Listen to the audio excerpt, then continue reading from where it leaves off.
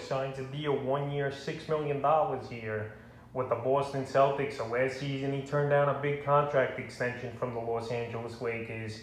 And he's got to be kicking himself now here, Schroeder, where he turned down $85 million from the Lakers last year. So last year in Los Angeles, 15.4 points a game, 33% from the three-point line, 43 from the field, 5.8 assists, 3.5 rebounds. So right there, not the greatest in numbers for Schroeder last season. But now he lands a deal here with the Boston Celtics, and I think it's a pretty good landing spot. We saw Kemba Walker get traded to the Thunder from the Celtics early in the offseason. Then he got bought out and went to the New York Knicks. And now we see Dennis Schroeder land over there on the mid level for the $6 million, like I mentioned. So right here, Schroeder, he's going to have more opportunities, I think, with this team.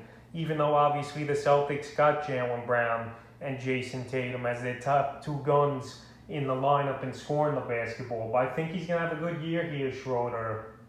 And now he's going to want to go out there, put up big numbers, and get a big contract that he was expecting to get. This guy was expecting to get a $25, $30 million a year deal, but no teams really wanted him. And he's more of a stat guy than a real-life player. But as far as fantasy basketball goes, I think Dennis Schroeder, he's going to be a good get later in drafts for fantasy teams. I still could see him go 8th to 10th round range in your fantasy leagues. And the Boston Celtics, like I mentioned, I like the landing spot. He should be the starting point guard for this team here, in my opinion. But we'll see how things play out in training camp.